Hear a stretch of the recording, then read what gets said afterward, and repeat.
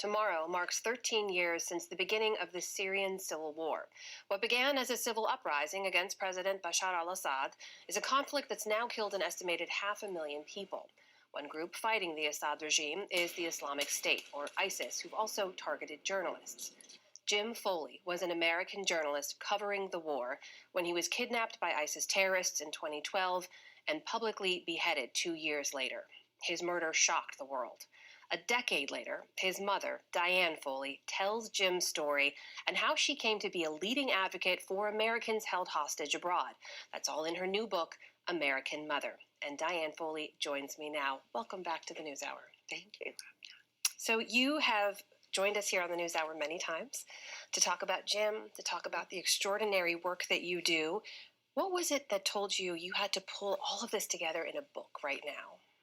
I really think the way we remember where we've been and our challenges going forward is by telling stories. Jim was a storyteller. All that you do, you help us remember what is happening in the world. And Jim, it was time. I was feeling that it's been 10 years. Some people were children when this happened to Jim, and we have accomplished a lot as U.S. government. I'm so grateful for all the good people who stepped up and made it happen, donated, been so generous. But the challenges are great. And I just felt it was time to tell the story and learn from it, if you would, and to inspire others, take up the torch. I notice even as we're sitting here, your eyes occasionally flick over to the photo and Jim's face. What's it like for you to see that photo? Oh, Jim was he was the oldest of our 5 children, a beloved son, but he's challenged me. He's challenged me because I failed him, Amna. I did. Our government failed him. We failed these young Americans, not just Jim, Stephen Sotloff, Peter Kasich, and Kayla, as well as Luke Summers and Warren Weinstein were killed in that same time frame. So we failed. And we are learning. President Obama set up the hostage fusion cell that still exists. We have a brilliant current hostage special envoy at the State Department. More than 100 people have come home since 2014. A lot of good things to celebrate. But the challenge remains. More and more countries are targeting our citizens. And we're very challenged as the Foley Foundation, is our government, to handle it all. You open this book, Diane, with an absolutely astonishing moment, which is when you sit down in the same room across the table from one of the men who kidnapped your son and brutally tortured your son and had pled guilty to the role he played in your son's death. And one of the first things you say to him as you sit down is, "Good morning. You can call me Diane." Wow. What made you want to go sit down and talk to him? A lot of things. Jim would have talked to him. Jim would have wanted to hear him out. Jim had worked with a lot of disenfranchised young people like Alexander, who was so vulnerable to all the radicalization. But I also, as a mom, wanted to tell him who Jim was. And I really wanted to be able to see him as a human being who had made some horrific choices. And it was good. It was good. I was grateful that God gave me the strength to do it.